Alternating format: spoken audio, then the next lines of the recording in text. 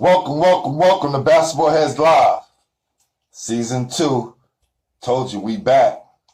That's right. Tonight's guest is very special. This basketball head is a New York City great, hailing straight from the Bronx, New York. He attended DeWitt Clinton High School, but did not play on the ball team. He made his name on the playground of New York City to earn a scholarship to the College of Southern Idaho. Then he became a legend at UNLV under legendary coach Jerry Tarkanian. This basketball head scored 855 points in 54 games. That's 2 years of putting in work. The Rebels went 20-6 in his first season and 24-5 with an NCAA Tournament berth in his second. He was also the first UNLV player picked in the first round of the NBA draft and the school's first All-American in his school's history. Go figure. Straight from the Bronx, New York. Without playing high school basketball, he becomes a legend at UNLV, then get drafted and become an NBA veteran. That's right. Who could forget this basketball head going head-to-head with Larry Bird, the legend, in the 1975 NBA Final, scoring 25 points, dishing out 6 assists against the legend in the Boston Garden. Go figure. New York City, stand up and show your respect for UNLV great and NBA veteran, Ricky Sobers. Y'all ready?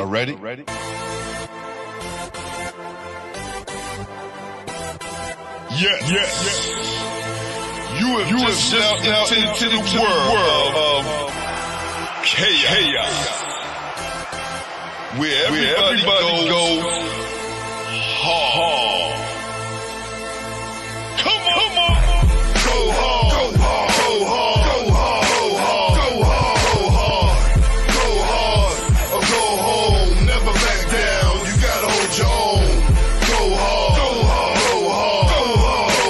Go hard. Go hard. East Coast. Go hard. West Coast. Go hard. Midwest. Go hard. Dirty. Hurry up, everybody. Get online. Buy your tickets cause the game about to start. Hey, what's happening? What's happening, brother? How are you? I'm good.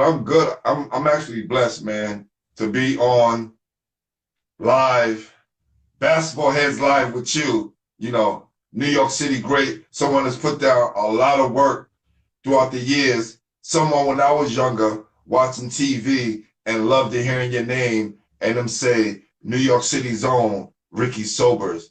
Man, that brought so much pride to us young guys, man. So I want to say salute to you, OG. Thank you very much. I really appreciate that. You know, I did it all for the city. That's right. So, what I like to ask everyone who come on the show is, first of all, let me introduce you to my partner in crime, our artist on the set, Jamel Powell. Jamel, what's going on, baby?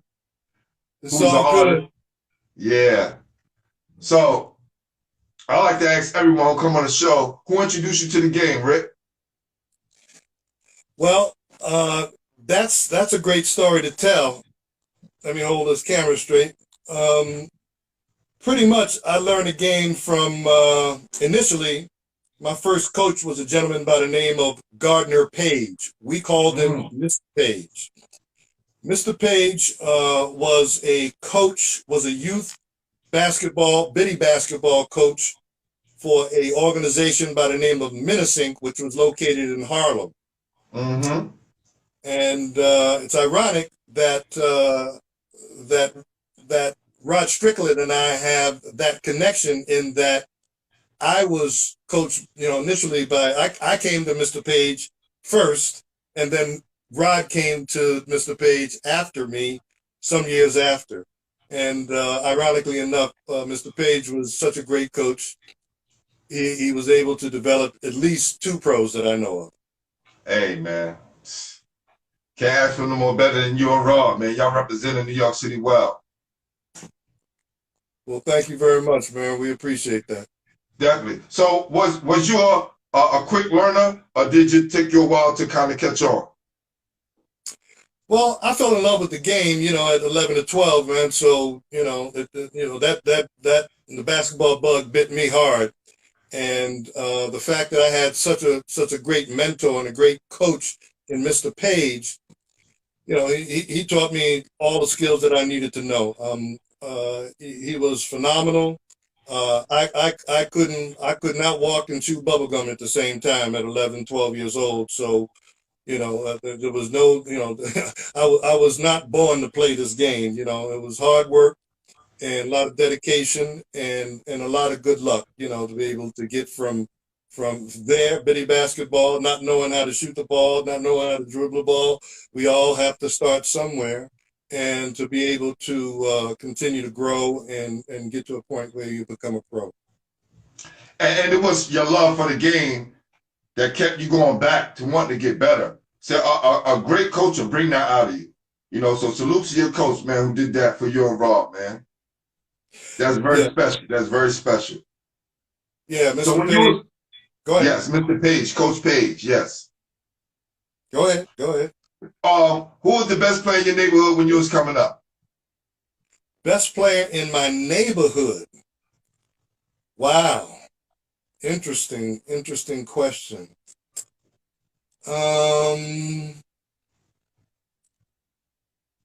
Let's see. Well, generally speaking, probably a guy by the name of Lenny Mo Wilkins. That's right. And Lenny was a couple of years older than me, and when That's not the same Lenny Wilkins from Brooklyn. No, actually, he was from the South Bronx. Lenny Wilkins that played for Boys and Girls, I'm talking about. No. There's another Lenny Wilkins. That is. I want to clarify that for audience, because we want to give a spotlight to those neighborhood guys, to the guys who probably didn't make it out the neighborhood, but were the best players in the neighborhood who never really got any shine. So this is good. Oh, absolutely. Yeah. I would probably say Lenny Wilkins was, if not the best, he was one of the best in the area. And he and I went to high school together. My first high school was Morris High School, and I eventually wound up transferring out to DeWitt Clinton. Now this is very interesting, because I'm speaking to Coach Ray Haskins today, the legendary coach. Yes. And I put up the first post I put up for you a couple of weeks back. It said DeWitt Clinton High School great. And Coach, who is the godfather of the show, he called me, said, Glenn, Ricky didn't play for DeWitt Clinton. I said, Coach, I did the research, and that's what it led me to. He said, Glenn, he went to DeWitt Clinton, but I asked him, did he play? So here's the question. No. Did you play? I did not play. What basically happened is, as I mentioned, I was at Morris High School. I was the first freshman to make Morris High School's team. Had a nutty coach there. He wound up kicking me off the team for a rule that I had no idea about, never told me about or anything. I was wearing my hat in school. He walked by me in the hallway one day and said, hey, you're off the team. I said, man, what kind of world is this, man? This is crazy. So you had a hat on? I had a hat on, okay? Nobody told me about the rule, not the coach, not any of the players on the team, nobody that knew anything. Nobody, well, at least I didn't know about it, and nobody alerted me to the rule. But that's what happened. I got put off the team. I don't know what the guy's problem was, but God rest his soul. I'm glad he's not coaching any longer. Okay, but what happened was I wound up being off the team that year.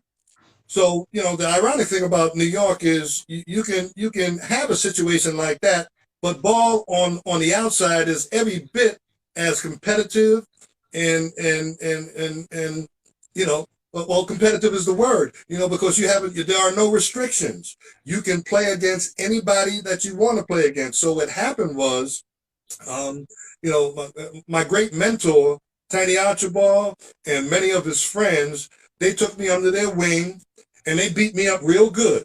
Okay, they took me out there and they made me cry. As soon as I cried, they said, "Shut up, don't cry, because that ain't gonna get you nowhere." Okay, so That's you right. want to play, you came out here to play with us, even though you're 15 and I'm 28. Okay, that's not a problem. Okay, so you have to get over this. So pretty much what happened was, my freshman year was gone. Wound up coming back my sophomore year, tried out for the team again, wound up making the team. Nutty coach started cutting players that were all the great players on the team. We was gonna have a decent team, and he wound up cutting our center. And so when I saw that, I said, I gotta get out of here. This guy's crazy. Okay, he's cutting our best players, and this is not the place for me. So as I was looking around for places to transfer to, many of my friends were going to Taft High School. Okay, and Taft was in my zone, and I really wanted to go to Taft, but for some reason I couldn't get there. Okay, I didn't understand the zoning rules and all of that stuff, But so what happened was there was no zoning for Clinton. Obviously, Mm. Clinton had a great reputation with many of the star players that we all know and love over the years. So I wound up transferring there. Had no idea about the transfer rule. Okay, I thought I could just transfer and walk in and play.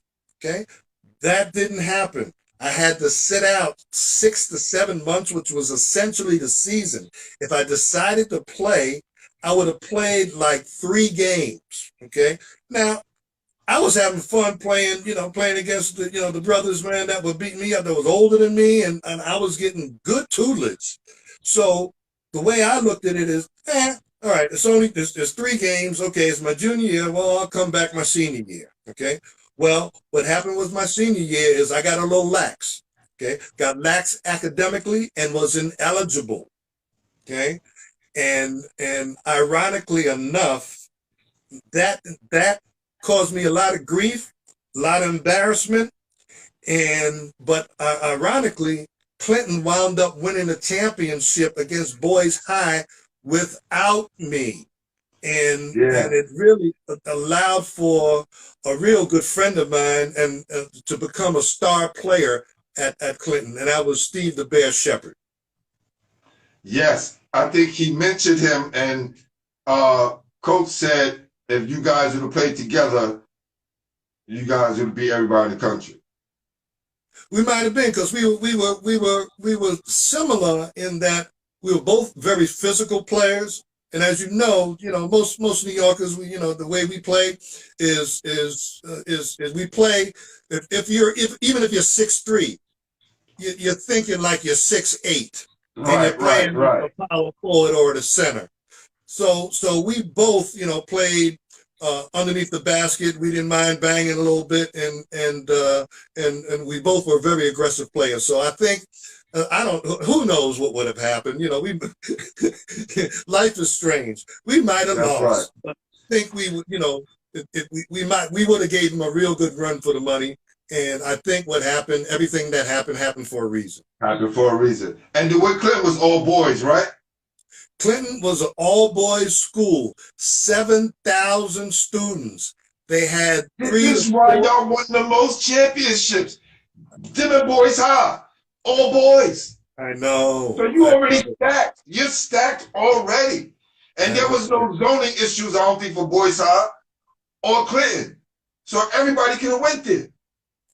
Exactly. Yeah. But it was tough environment, tough school, no doubt about it. And we used to, many of my friends, the gentleman, I'll rattle off a name. Jackie Knowles is a cat from the South Bronx, and he wound up going to junior college like I did. And we actually wound up playing against each other in the national junior college tournament. But Jackie was part of a team that we called the Lunch Squad. Okay, all the guys that were ineligible, and the going story is, had we had an opportunity to play against the team from Clinton, that we probably would have beat them pretty handily, because the guys that were eligible were guys like Right. myself, Jackie Noel, Tom Lockhart, and I can't remember. There are others, man, that were also notables, but we had a squad, bro. We had a squad. I had AJ West, another DeWitt Clinton player.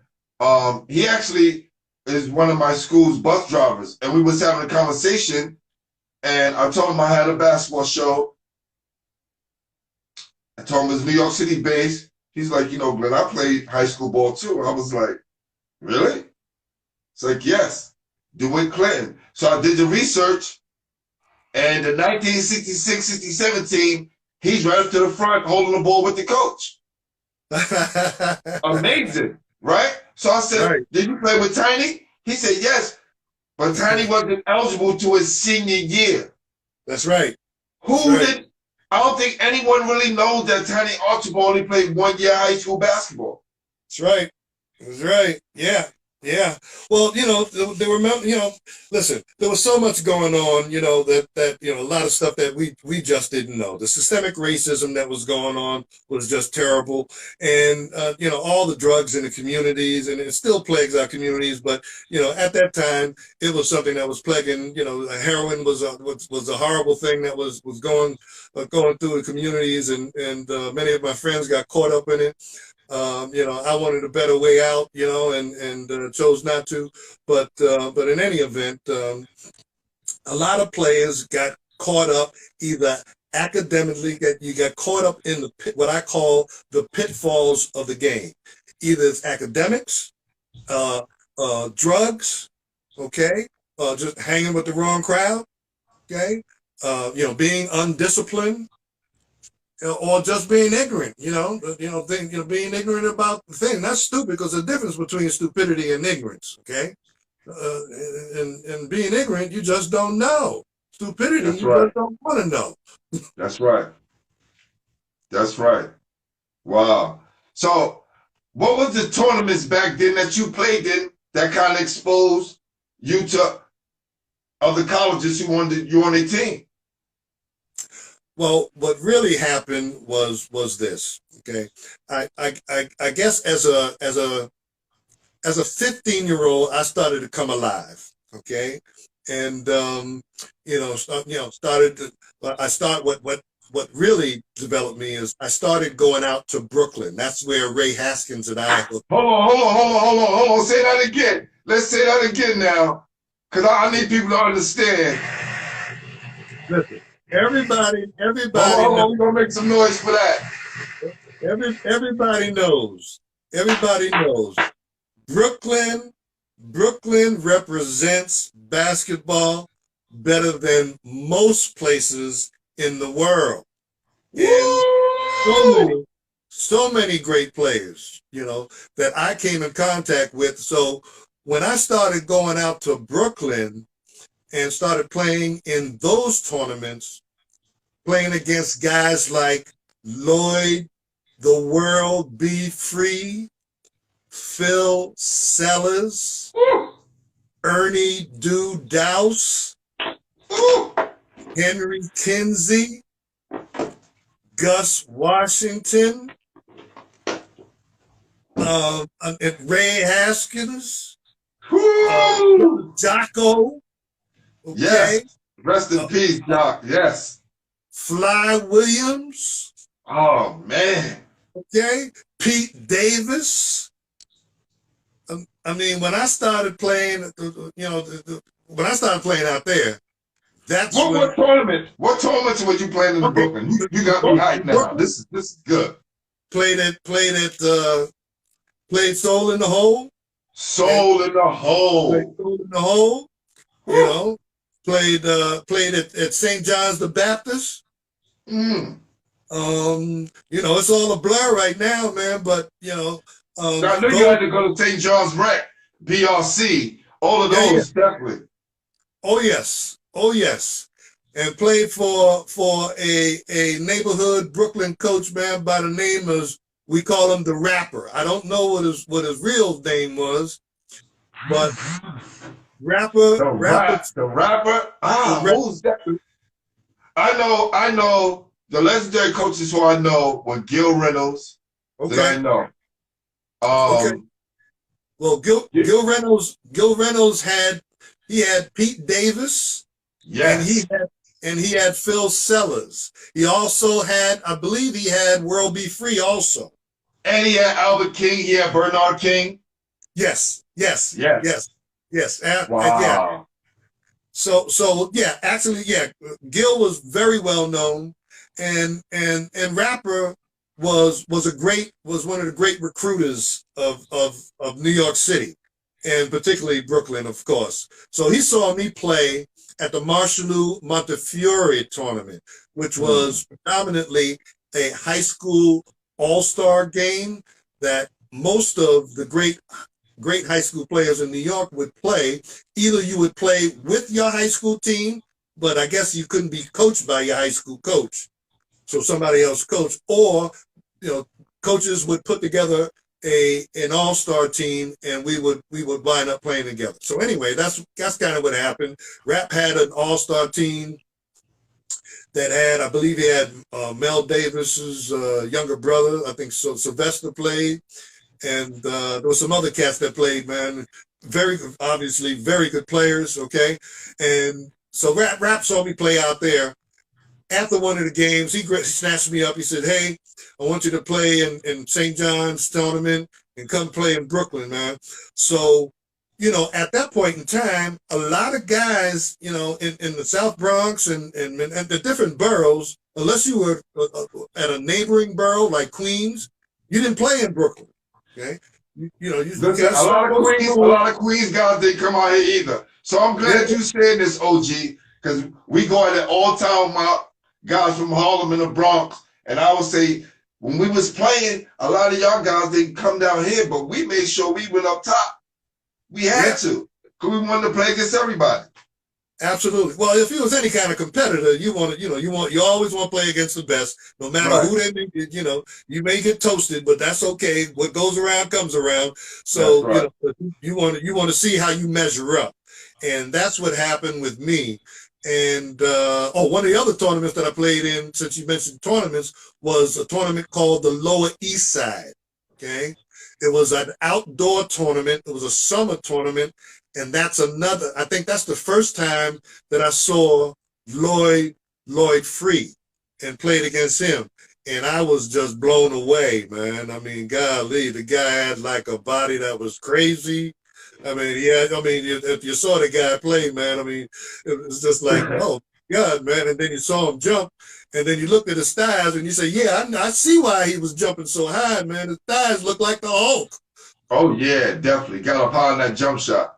Incredible player, man. Incredible player. No doubt.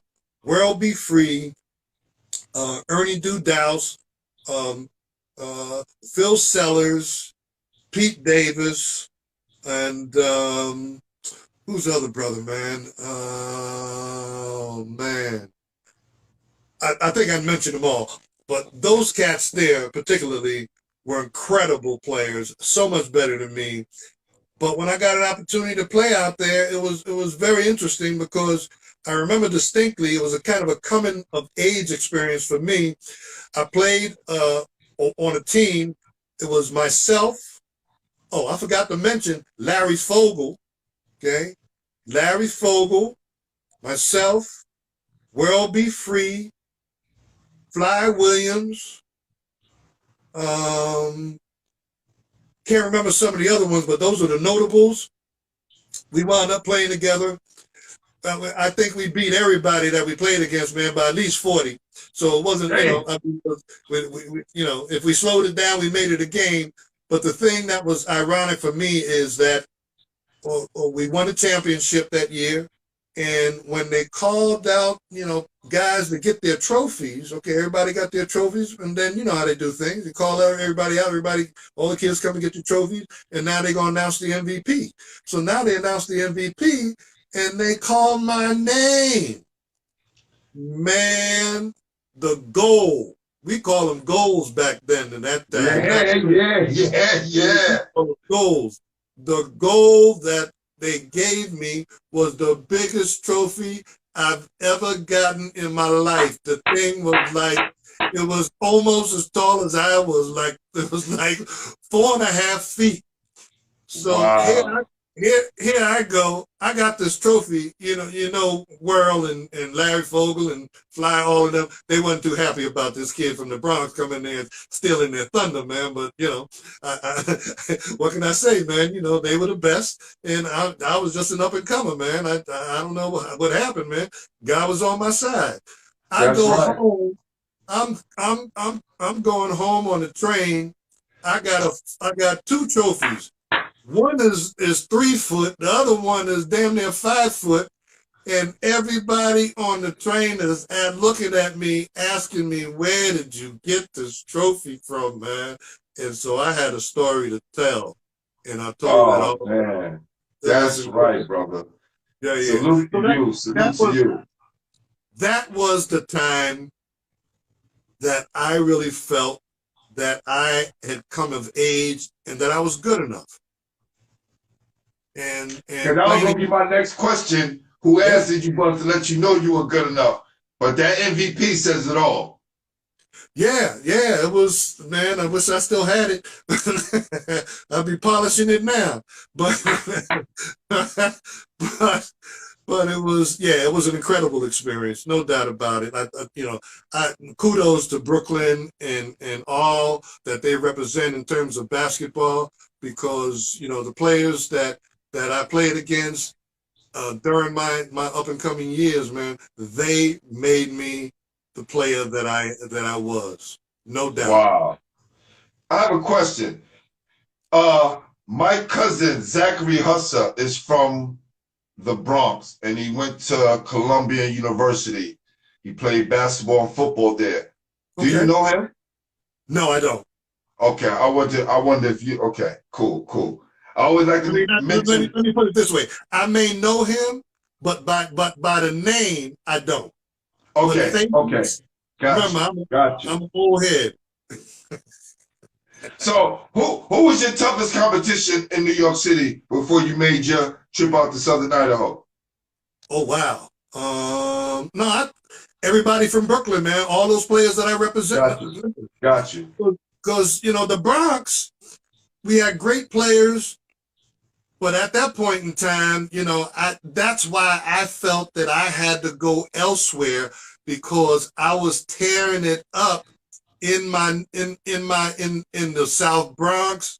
Okay, I had made my name. I go to Manhattan, I made my name, but Brooklyn was the challenge. And when I got the opportunity to play with the coach, the rapper, and he asked me to play and come play to Brooklyn, man, I didn't hesitate, man. Where I think a lot of guys would have had a little bit of fear in going out there to play. Hold on, my guy, Lawrence Bud Pollard, the head coach of Jefferson, is on the line.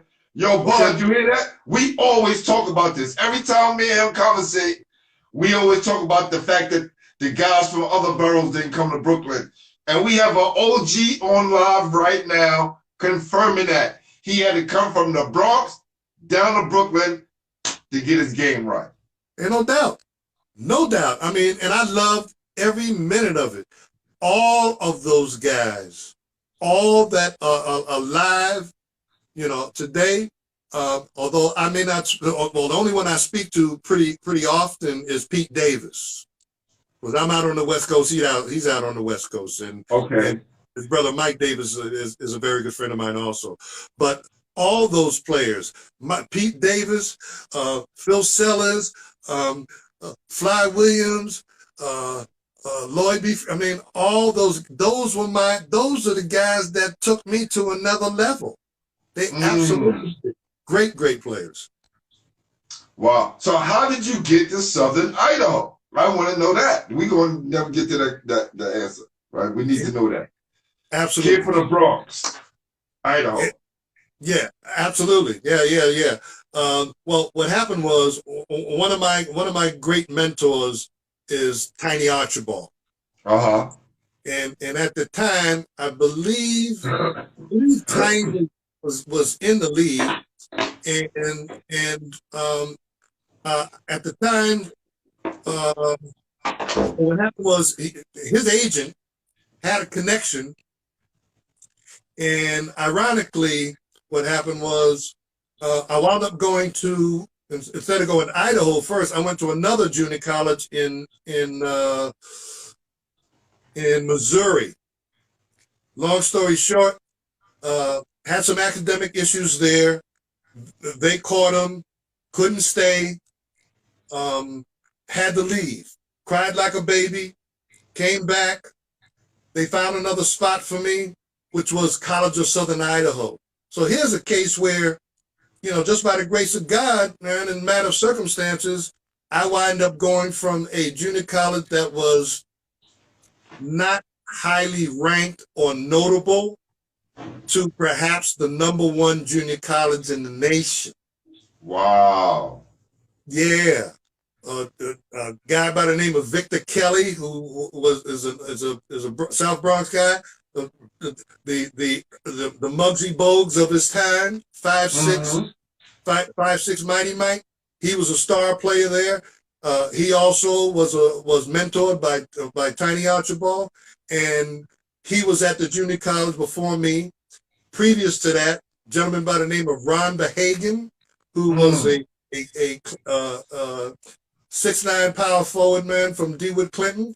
He was at the junior college before I was. So Ron was, I believe, 2 years ahead of me, so I missed him. But Victor Kelly and I wound up playing together. But that's basically what happened. I got the hookup, man, from Tiny Archibald's agent, and wound up there. And as they say, I was very, very fortunate, because you have to be in this game, because there's so many great players. My coach was a great coach, and he allowed me to do my thing, unlike what my high school experience was. So my junior college coach was phenomenal, just a phenomenal man and a phenomenal coach. Wow. Wound up making All-American there, and then going on. Look at that. My guy, Sean Hawthorne, he said he went to Southern Idaho as well. Said when I was in Idaho, the coach name was Coach Trinkle. Trinkle, okay. I heard him. Yeah, Yes, I heard yeah. about Trinkle. Trinkle, Yeah, Trinkle came, I think he was 2 coaches removed from my coach. Because my coach was a guy by the name of Jerry Hale, and he wound up coaching a guy by the name of Arnold Duggal, who came to College of Southern Idaho right after me, and he was the next in line. And then my coach wound up going to Oral Roberts University, because he was from Oklahoma area. He wound up going there, and then he took Arnold Duggar along with him. And kind of interesting story, just real quick. My junior college coach, man, was an incredible coach, great man. Pure as the driven snow. Wouldn't cheat anybody. Ironically, all Roberts, they wanted him to cheat, man, to win, and he decided he wasn't going to cheat. So what happened was he wound up quitting, and he stopped coaching basketball and went in the oil business. Yeah. Wow. I heard Naismith, the guy who they say invented basketball, he quit Kansas University because he didn't like how they was competing, putting I forgot the main reason, but I think it was the competition level and what they were doing at Kansas that he didn't like, so he left the university. Yeah, well, that's so much before my time, and I don't know that history, so I can't comment either way. but thank God he invented a game because, he invented the game because he obviously gave a lot of our kids, man, opportunities, man, to do something very special, man, and be part of a That's right. a great history of basketball. It is the greatest sport. Yes, definitely. Yeah. So, when you became All-American Yes. at the College of Southern Idaho, what schools besides UNLV were recruiting you now? Well, let's see. Probably, well, it's okay. The schools that were recruiting me, I probably got about 250, offers. Okay. Yeah, probably got about 250 offers. Okay. Where did you visit? Pardon me? Where did you visit? Oh, that's what I was getting ready to say. 250, you got 5 visits. Yeah, absolutely. Well, I definitely went to Hawaii. Yo, hold on. Talk about. Yo, listen. Me and my guy, Coach John Arnold, right? We always say this. Kids, if you're good, take the trip to Hawaii. Even if you don't go there, take the trip. Smart man. You're the second person that said they did that. Yeah, well, I had good reason because one of my guys was there. Tom Henderson, who also went to Clinton, and he played, and I did, as you know. Tom was there, and at that time, I would have been a junior, and Tom was a senior, and I believe Tom had just come off making the Olympic team. And at that time, he was what they called, in terms of the publicity and the promotion machine that was going, he was the Rolls Royce of college guards. So at least I said, well, I used to tease him all the time. I said, well, at least if you're the Rolls Royce, man, I got to be a Mercedes, okay? So I may come and join you, but I went out there to visit, hung out with him. My thinking was there that, yeah, it would have been good for me to play there, but, I wanted the opportunity to make my own mark. That has always been something that I don't know where it came from, but it lied within and it just came out naturally. So I said, no, I'm not going to go to Hawaii. It's too beautiful out here, and Tom is going to get all the shine. I may get a little bit of that, okay? And, all the scouts, I said, well, I can look at this realistically. All the scouts are going to be looking at him, and if they're looking at him, they got to look at me. And so, that could have been a good situation, but I said, I want to go make my mark, man, make my own history. So I chose not to go to Hawaii. I was thinking about coming back home to St. John's, but it just wasn't the right fit for me. Right. Smart move. I didn't like the players. I didn't like the teams. I won't call out any names. Okay. I just said, no, this ain't me. Right. Then I looked at University of San Francisco, which really was my number one choice. Very good program too. Yeah, and at that time they had a great player there by the name of Phil Smith. And Phil, 6'4", slender guard, terrific player, and wound up getting drafted high by Golden State, man. And really he was a homegrown boy. He was from San Francisco, wound up going to the University of San Francisco, and then got drafted by Golden State.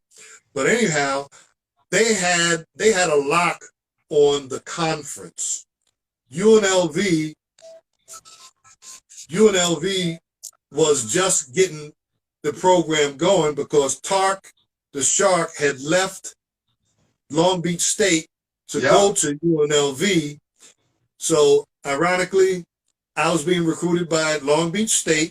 Letters stopped coming from Long Beach State, started coming from UNLV, and I started having some interest in Vegas, and especially it became really hot and heavy when they threw out Diana Ross. I met Diana Ross. Then I met Sammy Davis Jr. Then I met Bill Cosby. They start throwing out all the stars to me. They said, "Yo, what you gonna do? We gonna do things here." And and the coach things that, that this is the spot for you. Man, after that, man, I said, where did I sign off at, man? This is a no-brainer. That's right. That's right. Then you had the weather, yeah. So yeah, that's right. And you went there, you made history, brother. So listen, here's a quote, right? Yes. Sobers played 2 years for us. The first year he was a pain in the ass. The second year he was sensational. Who said that? Well, that's attributed to Dr. Shark. Yes. Talk to Shark. But I don't know when he said that, man. Somebody, he must have been drinking at that time. They had that. That was an article I found some years ago. I guess when they was having tribute for you at UNLV. Sure, right. Sure. But for what you did, man, 855 points in 54 games. It's 2 years of putting in work, man. 20-6 the first year, 24-5 the second year with an NCAA berth. You become the school's first All-American, and you become their first round draft pick. That's great. Let's make some noise for that. For sure. We definitely gonna make some noise for that. Well, can I elaborate on that story a little bit? Let me tell you this. My junior year, coming to Vegas as a junior college All-American, right? Well, we wound up. We had 2 incumbent All-Americans. Tark recruited 2 junior college All-Americans, one being me.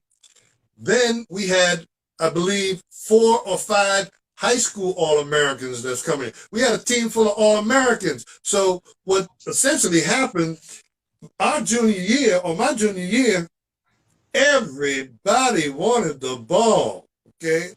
There was not enough basketballs for this team. Got you. Tark he doesn't know what to do. He thinks, he's got pressure on him. He just left Long Beach, which was, the sweetheart deal. And now he thinks he's got a whole bunch of knuckleheads. Okay?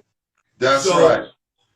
So ironically, I guess the reason why that story was kind of put out there a little bit is because he had this reputation of being the Father Flanagan of basketball.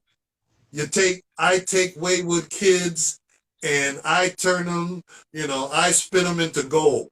Okay. Now there may be a lot of truth to that. We'll give him credit for that. In my case there, I wasn't the headache that he thought I was. That was his imagination. But those around me made things more difficult. Okay, and at the time he wouldn't allow me to be the leader that I was. But coming into my senior year, what basically happened was this: I went home with a high desire to be a pro. Okay, I did not want to fail. I wanted a better life for me and my family. So I went back and got with my coach, Mr. Page. And this is a true story.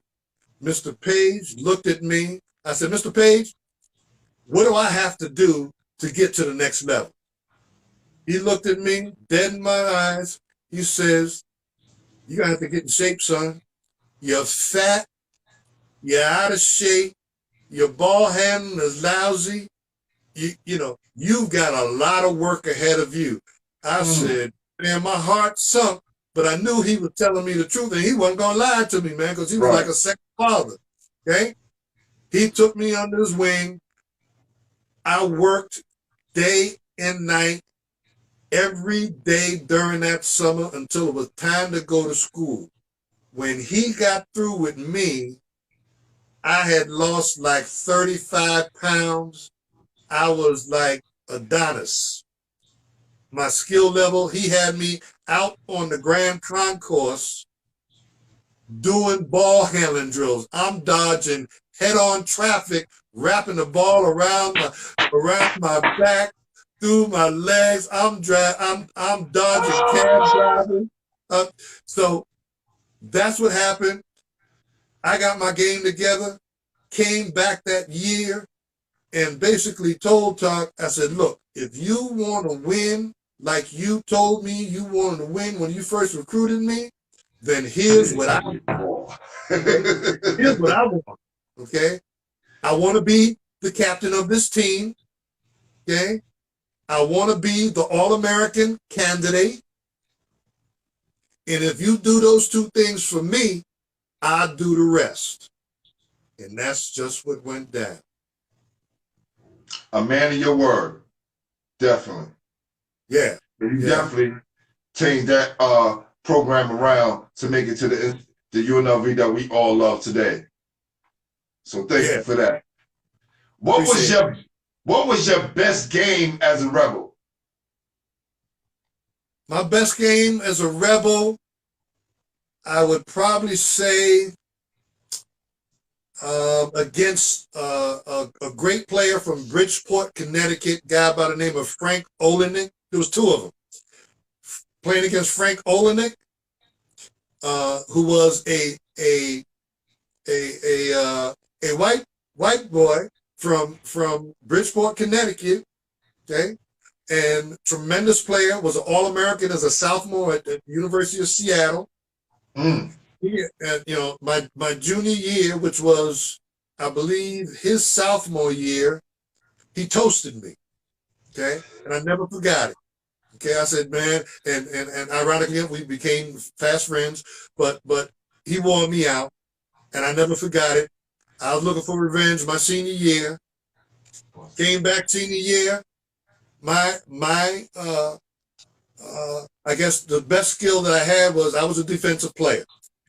So I put him on lockdown and was able, you know, and I could score also. So, you know, at that time I put him on lockdown. You know, he didn't do what he did to me, you know, my junior year. And you know, we wound up competing against one another pretty hard, and I got the better of him. We beat him and wound up winning the conference that year, and going on for the first time to the NCAA Tournament for UNLV, first time ever. Wow, awesome. The other one was playing against a cat by the name of Ron Lee.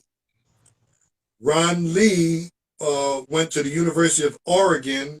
Phenomenal athlete, phenomenal player, and he and I went at it at Oregon. Oregon is a very tough place to play. Great crowd, and very good team at that time. Yeah, phenomenal player, and we wound up. He had something like 30. I had like, you know, 30, 35, something like that. We put on a show put a show on for everybody. I think we wound up beating them, and ironically enough, you know, we wound up becoming pros. Wow. So, do what you need to do at UNLV, become a legend, household name in Las Vegas. How did it feel to get drafted, right? After putting in all that hard work. And where were you when you heard the news? Wow. Yeah. Interesting. I think I was, let's see, that the draft was in June. Yeah, I had to be home, man. I had to be home. I was in New York. And I can't remember exactly where I was at, but I was definitely in New York. and wound up, I guess, having a little party over my family's house. How did you find out? Did they call you? Yeah. They wound up calling me. I'm sorry, I got the call, and I believe it was the head coach. And they give you the regular spiel. Okay, Ricky, how does it feel to be drafted? We are very excited to having you here, and we chose you over all the other great guards that were coming out this year because we felt that you were the best defensive guard in the nation. And so obviously I was impressed by that, and it was very interesting going to Phoenix because Phoenix had no real history in the NBA at that time. Right. They didn't do well at all.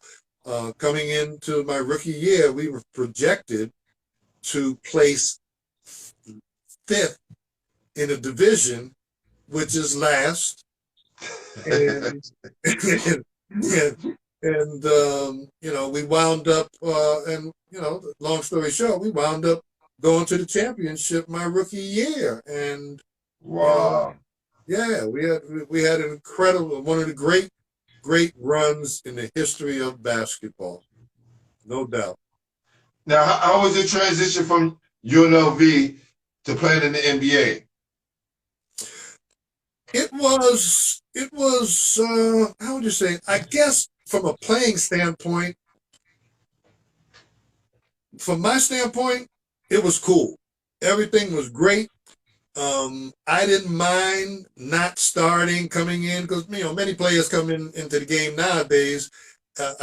Even as freshmen, and actually they would be sophomores, and they wind up starting, their first year in the league. No, Right. they kept me on the bench. I played about 18 minutes a game, first half of the season, and what happened was we had a horrible first half of the season. I think we were 13-23. Team was just kind of put together. My backup mate who just passed recently, Paul Westfall, was just traded. R.I.P. Yes. Yeah, he was just traded for Charlie Scott. They sent Charlie to Boston, and then we got Paul Westfall. And so this was the first time he had an opportunity to start. And so, but they wouldn't start me because the coach just didn't have faith in rookies at that time. They just, that was from an era where they wanted to have veteran players playing. So I didn't start. What happened was about halfway through the season, the guy that was starting ahead of me was an older player, 12-year pro by the name of Dick Van Arsdale, former Nick. He wound up breaking his arm. So they were forced to start me.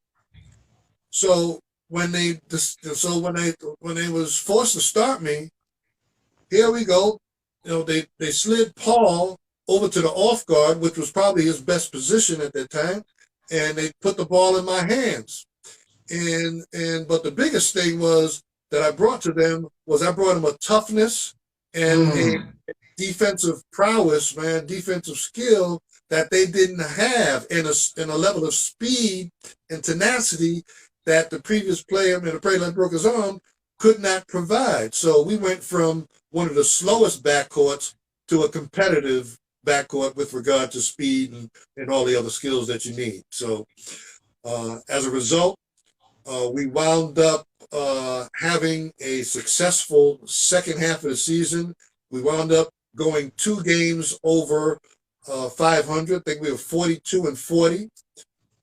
Wound up playing Seattle in the first round of the playoff. Beat them 4-2. Came up the next round. We played Golden State Warriors, who were the reigning champions and was expected to win it all again. We beat them in 7 games at their house on the 7th game, and broke a lot of hearts. Yes. But matter of fact, that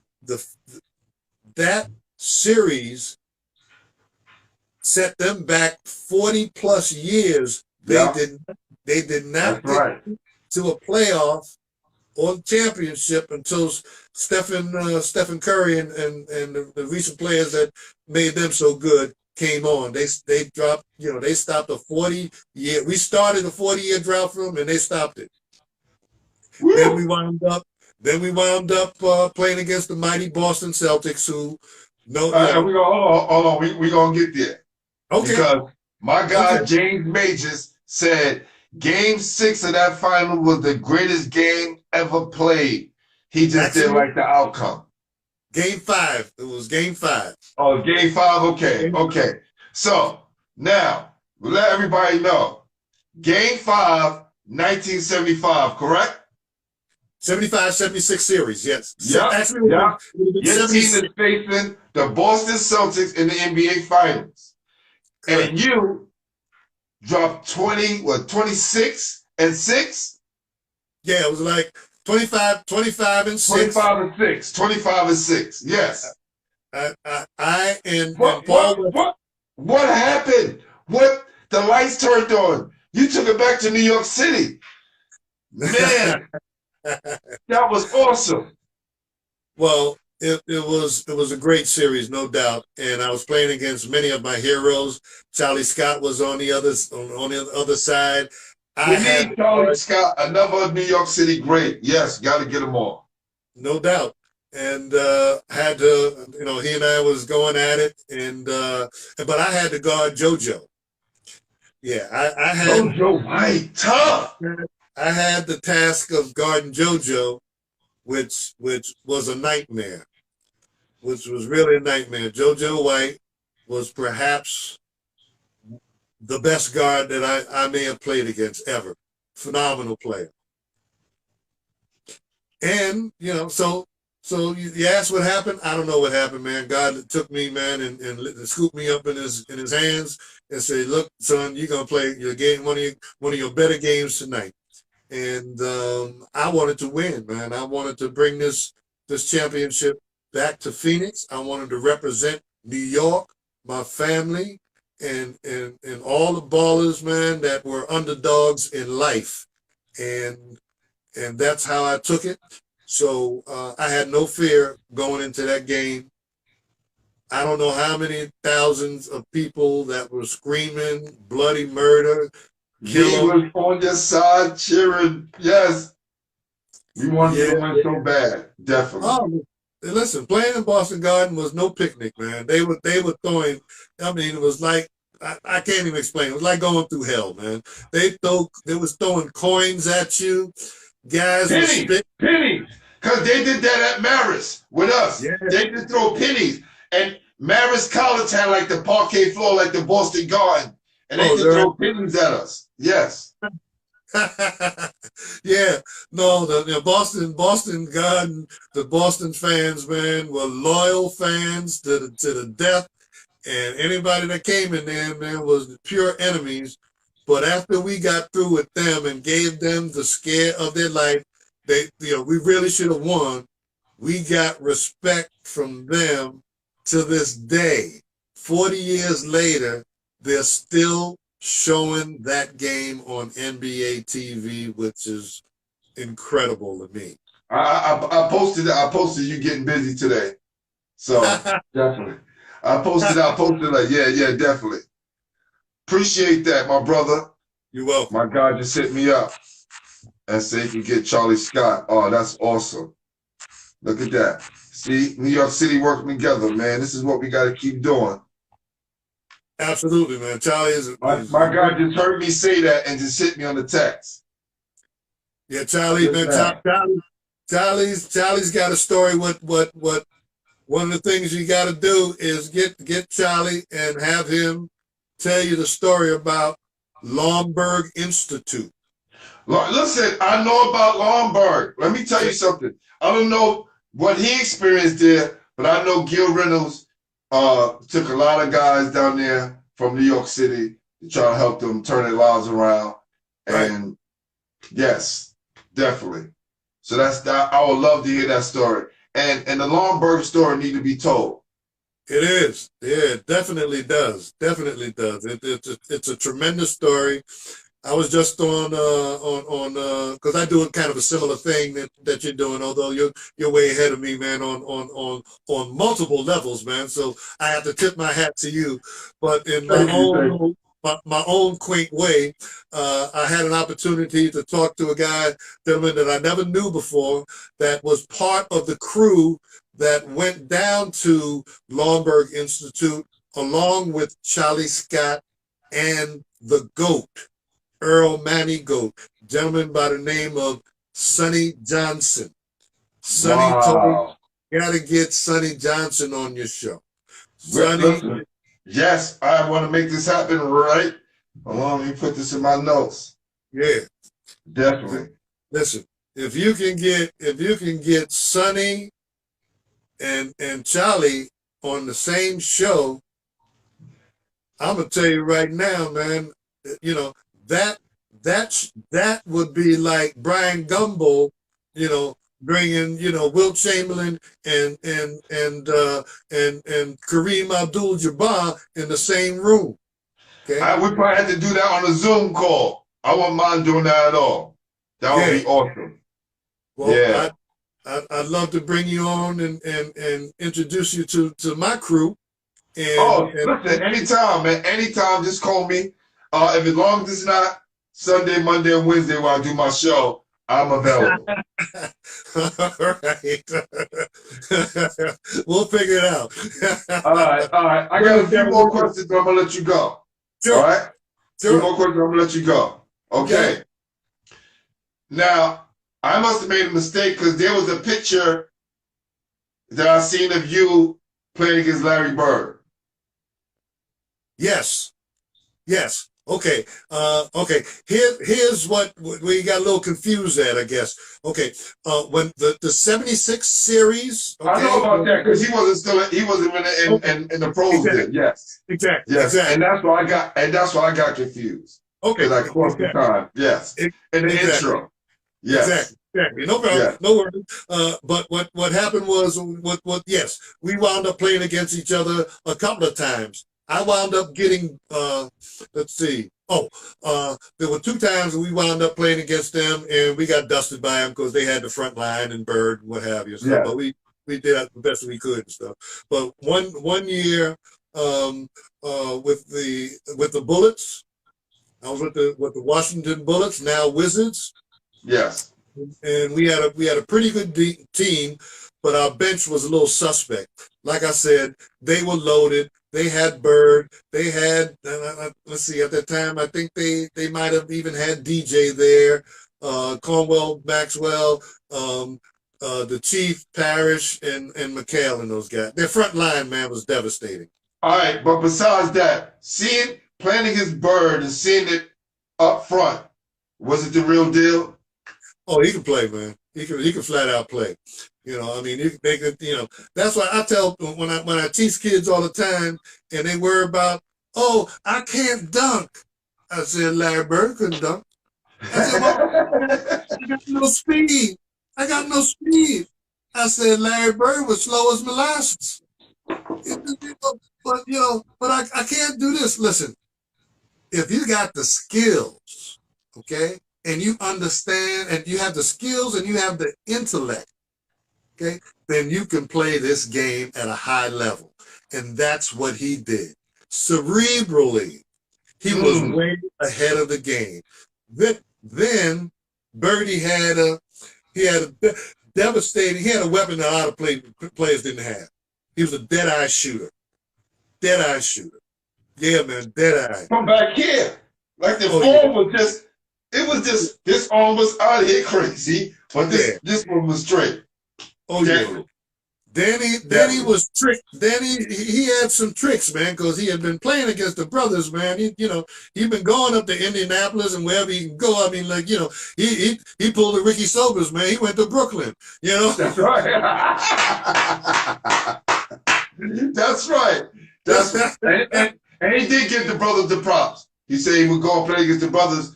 So when a white guy would guard him, he felt it was disrespect.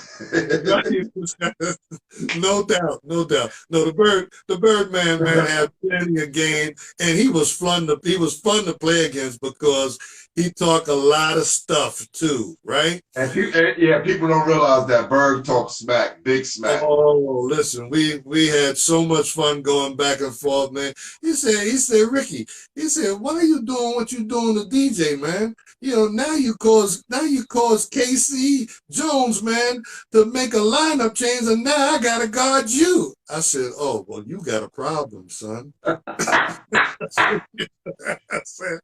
said, Bertie, man, I'm sorry, but you're too slow. Too slow for this New York go-go. That's right. All right. Kind of a personal but fun question for us here. Okay. Since my guy James Mages is here, we always talk about what guys used to get for road trips, for meal money. He was saying in 1983, he was getting $5 a day for trip money when he played at Seton Hall. Right? You laughing at that? And you went to school before that, and you laughing at that. That's crazy. How much did you guys get back then? In college or pros? We're gonna talk college first. Well, college, man, they never put any money in your hands. I got you. Okay. Per diem for pros, when you play compared to what they get now. I have no idea, because I'm asking a question now. Yeah. Because outside of you guys' salary, they give you guys a per diem, correct? Yes. It was. Which I don't think people realize. People just think they give you your salary and y'all just spending your money. Y'all do that anyway. But when y'all going on these road trips or games, you get a per diem. Right. Well, I can't remember exactly how much it was, but I'll equate it like this. We used to use that as CD money. Okay. Whenever we got our per diem, we just go out and buy a bunch of CDs, man, and just, get your music thing on. I hear that. Okay, cool. All right. Top 5 basketball players in New York City. Top 5. Ooh, top 5. Okay. I'm going to roll with this. Okay. Number 1, man, you got to take the big fella. Yes. Okay? Got to take the big fella. Lou Alcindor. That's right, Kareem Abdul-Jabbar. For those people out there who don't know who the big fella is. Yeah, you got to take him, man. He's the greatest of all time, no doubt. Yeah, it starts with him. No disrespect to Jordan at all, okay? But the big fella he was the one. All right. So I got to take him. I got to take Connie Hawkins. Okay. I got both of them on my list. So you doing good, OG. Yeah, I gotta take Connie. Okay. I'm gonna throw Connie at power forward. Okay. That's what I did. Okay, man. I'm gonna throw Connie. Reel him in. Okay. Then you gotta put the doctor in there. Okay, the doctor is the small forward. Okay. Gotta put him in his spot, right? Now it gets hard, okay? Because now you gotta bring some, I'm picking it as a team, okay? Like if I want to field the all-time New York City team, okay? Yeah. All right, then I'm gonna take probably Charlie Scott as my big guard. Okay. Okay, I'm gonna take Charlie Scott as my big guard, and then I'm gonna take the one and only Nate the Skate, man. I'm gonna take Nate the Skate as my point guard, man. Now I got Nate. Okay. And my 2 guard, I switch it up between Rolando Blackman and Chris Mullin. Okay. Okay. Okay. At The small forward, I have Bernard King. Yes, yes, yes. Also have Connie Hawkins at the 4 and Kareem at the 5. Okay, so you took the same route as I did. You I want to win. Yeah, We don't need Jerry Tarkanian's team for the first year that you were there. Okay, well, see, the question was, if I recall the question was, name your top five New York City players. Okay, but since we're team players and we think a team and we want to play and we want a 4.5 foot trophy, right? That's right.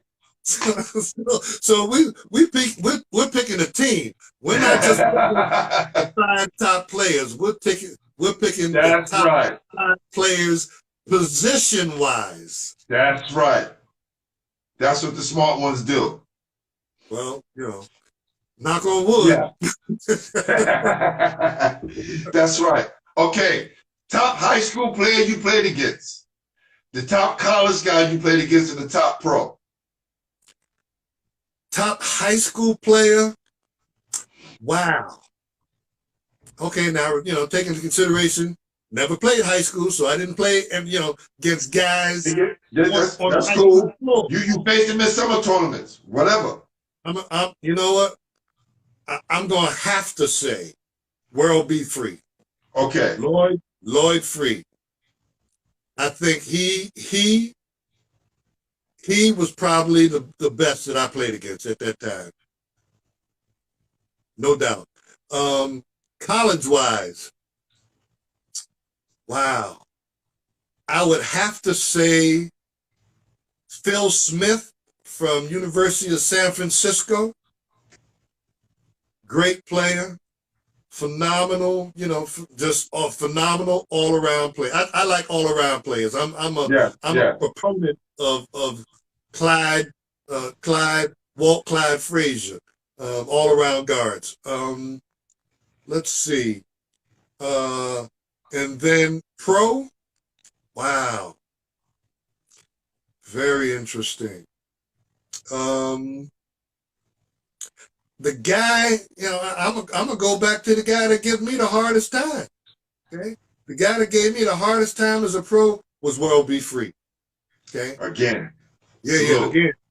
Yeah, absolutely. I mean, he was a phenomenal scorer when he left Philadelphia and went on to the other teams. He didn't slip at all, man. He led the league in scoring several times, and I say him and players like him because I was a physical player. If you wasn't a physical player, and all due respect to Rolando Blackman, but didn't have a problem with him. Okay, but when I played against World B. Free, oh yeah, that was the night before was a sleepless night. Okay, wow, and it was a sleepless night, absolutely, because I mean, here's a guy that I basically grew up with. That's right, and he had no fear of me, and ultimately I didn't have fear of him, but I knew that he was going to shoot a whole lot more than I was. Okay, so I knew that was the problem. So even if he goes 10 for 30, well, shoot, that's 20 right there. That's right. That's right.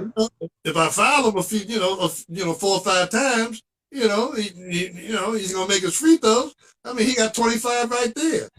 Man, if I get 14 shots, I'd be lucky. That's just how it was. My guy said Rolando. I don't know about that. He said Rolando's tough. Well, get Rolando on the call next time. I'll be happy to come back on the show.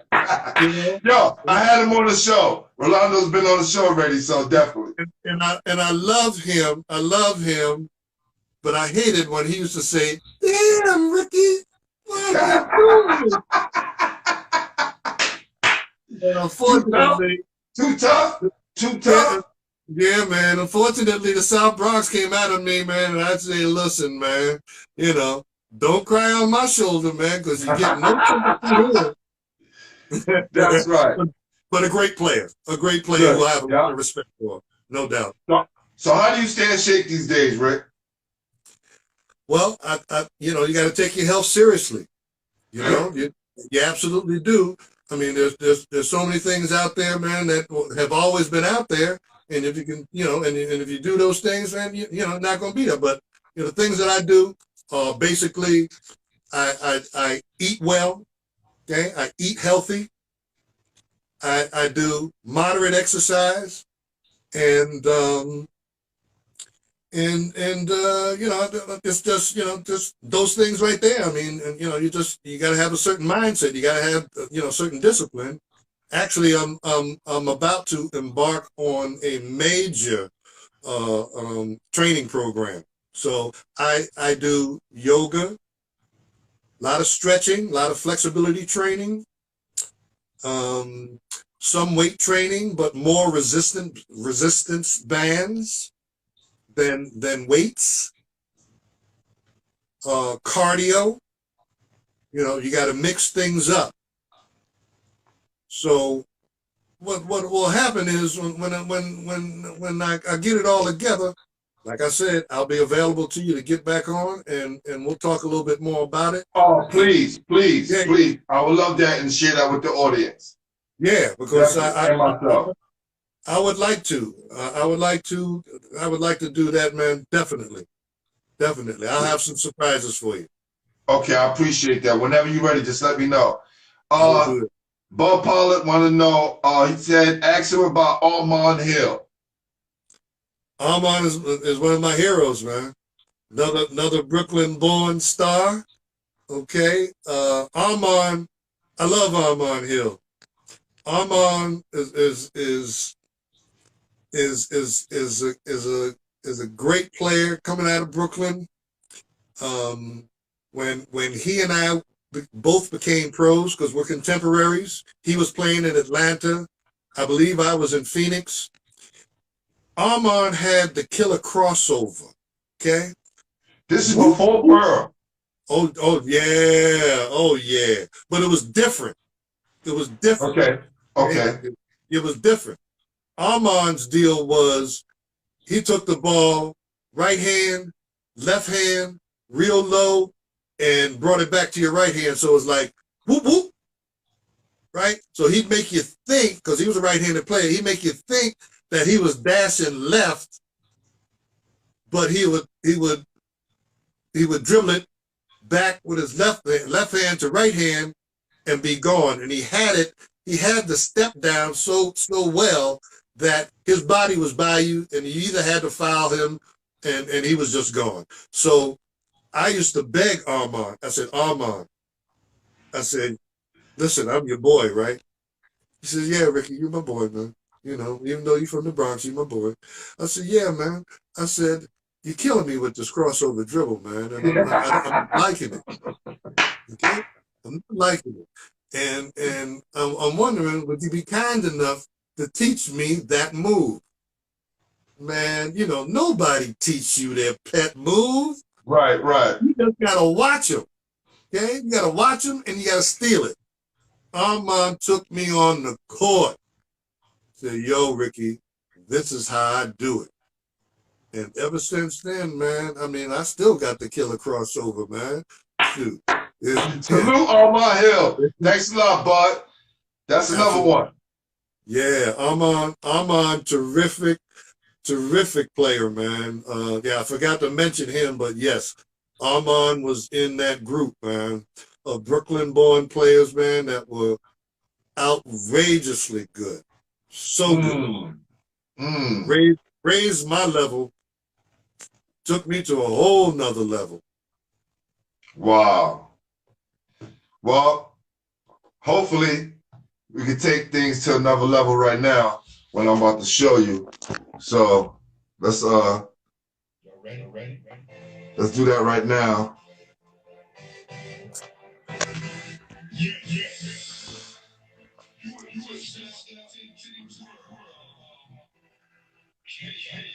Who's that guy right there? Who's that guy right there? Nice. Nice. Who's the little guy? Is that Talk? Look at that. Nice. Very, I give them thumbs up, man. 2 thumbs up on that one there. I don't know who the artist is, man, but That's he's my rocking. guy, Jamel Powell, who I introduced you to at the beginning of the show. Oh, That's is what he that was doing. While we was That's talking, what- while I was talking to you, this is what he was doing. Is that what he was doing? Yeah. Oh man, that's awesome, man. That's incredible. He's a bad boy. And he's a ball player too. Is And that right? coach. Yeah, we Oh. both coach. So Oh, that's beautiful, man. That's awesome. That's a very nice twist. I love that. yes, yes. This is what we do for our guests here at Basketball Heads. We show y'all love. Yeah. So we'll always be, imprinted in your heart. And then also, you got something to look at and think about New York City basketball. Yeah, That's right. no doubt. No doubt, man. I love my city, man. I love what you're doing, Glenn. This is an awesome show, and I really appreciate you inviting me to be part of your history.